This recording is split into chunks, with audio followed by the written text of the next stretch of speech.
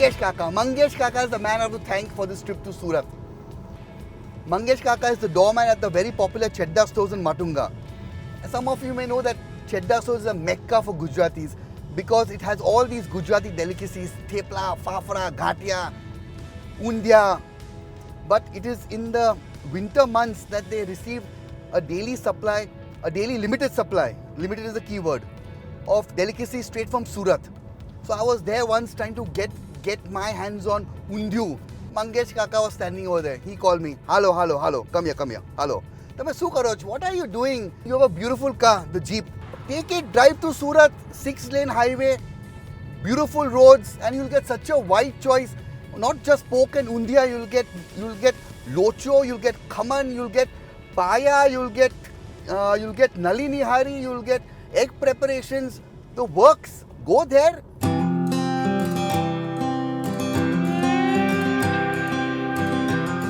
As a port city on the banks of the river Tapti, Surat was India's maritime commercial hub before Bombay was developed by the British. The first factories by European East India companies were set up here even before the Taj Mahal was built in Agra.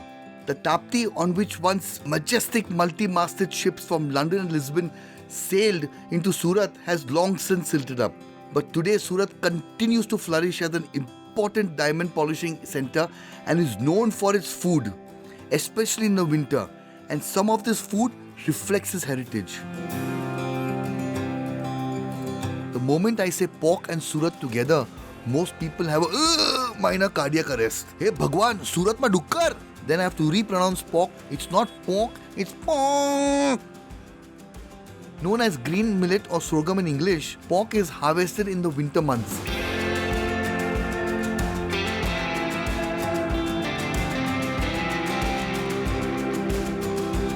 The green grains known as pork are usually served with an assortment of saves.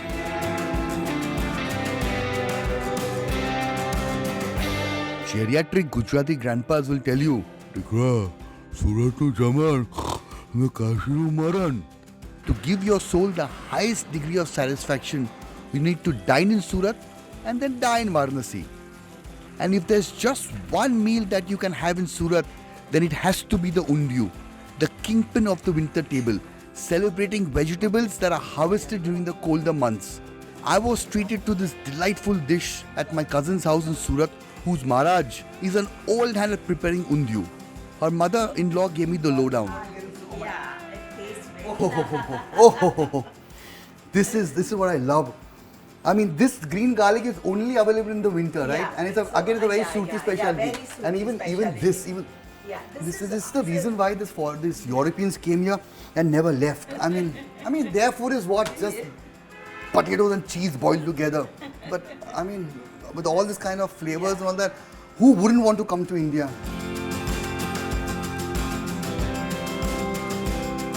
Authentic undiu takes about 2 hours to cook, and finally it was ready for me to dig into. It is traditionally served with piping hot freshly fried puris and accompanied by kadhi and shrikand. Chutney. Delicious. Like it? Fantastic. It's really superb. Correct. My God. No wonder those housewives fight over hundia in Chedda stores. If by now you're thinking all this is very fine, but ghas poos is not my scene, you still have reason to go to Surat. Even before the sun was up the next morning, I met up with Rohan Bhatt, a restaurant consultant from Surat and quite the foodie himself. A Jeep Compass owner, his eyes lit up with admiration when he saw my Jeep Compass Limited Plus with its new alloys and panoramic sunroof. Thank you for the early morning start. It's 5:20. And where are we going just now? Right now we are going to a place known as Japa Bazaar. Okay. It is in the old city part of Surat. Okay. And it is quite,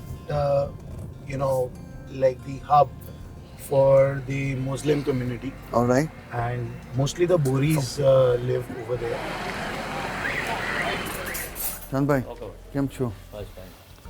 Sawana Purma. The Surti Barahandi rules the city's meat scene. Surat's Sunni Boris too made their fortune in trade, and this rich food reflects the luxury that they were accustomed to. Barahandi literally means 12 vats, in which various parts of the animal is slow cooked with rich spices that are a guarded secret. You can concentrate on one vat or have a bale that is a mix of stuff from all the vats.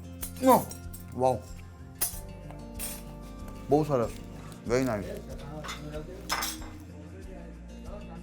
The meat is usually accompanied by khamiri roti, hot and fresh, straight out of the tandoor. Across the river Tapti is the locality of Randair, where businessmen who made their fortune trading teak from Burma settled.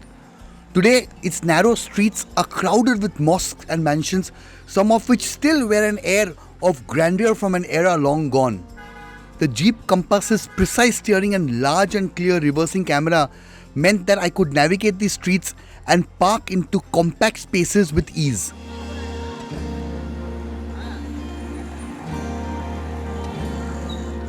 On their frequent trips to Burma, traders developed a fondness for Burmese khawswe and started replicating their own version of it here in Randair. Essentially, it is a chicken broth into which I added noodles, fried onions, fried garlic, chilies, and then it is finished off with a generous squeeze of lime. It is a nutritious, tasty and wholesome breakfast dish with which to start the day.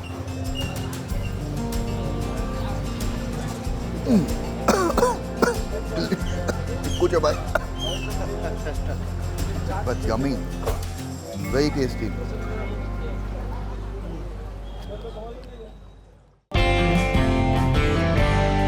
In Gujarati, locho is slang for a mess up, and that is exactly what the dish known as locho is, a mess up that became a bestseller. The story goes that a lady was steaming her fermented gram flour batter to make light and airy khaman, which is something like dhokla. But she was impatient and ended the steaming process a bit too soon and was left with a lumpy, collapsed mess. She must have cursed and exclaimed, "Ah, to locho thank you, bhai." But she probably couldn't resist tasting it before throwing it away. The rest, as they say, is history. Today, locho is served with butter, garlic or cheese or all three and is one of Surat's tastiest breakfast treats. The Tapti has been the ancient lifeline of Surat, and it was on the banks of the river that the Dutch, the French, the Portuguese, the English and very briefly even the Swedes set up their trading houses or factories. The Dutch inhabited the bank of the Tapti near Surat's Nanpura area in the 1700s, and their factory stood on what is today called the Dutch Road.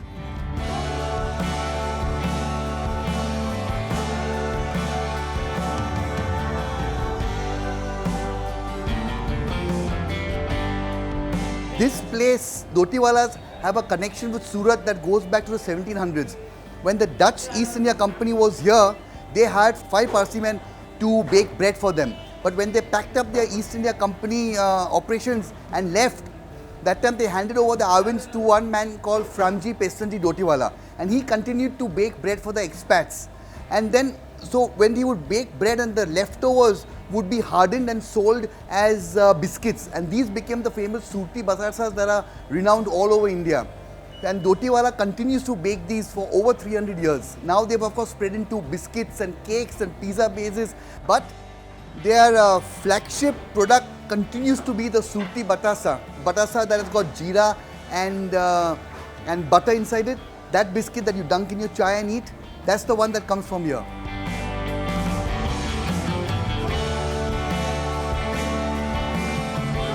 After spending a tasty weekend in Surat, sampling this warm-hearted city's culinary delights, I had to admit that Mangesh Kaka was absolutely spot on with his advice. The Jeep Compass Limited Plus made it a therapeutic drive, the variety of food was soul-satisfying, and the generosity of those who prepare and serve this food was the icing on the cake of this very delicious weekend drive to Surat.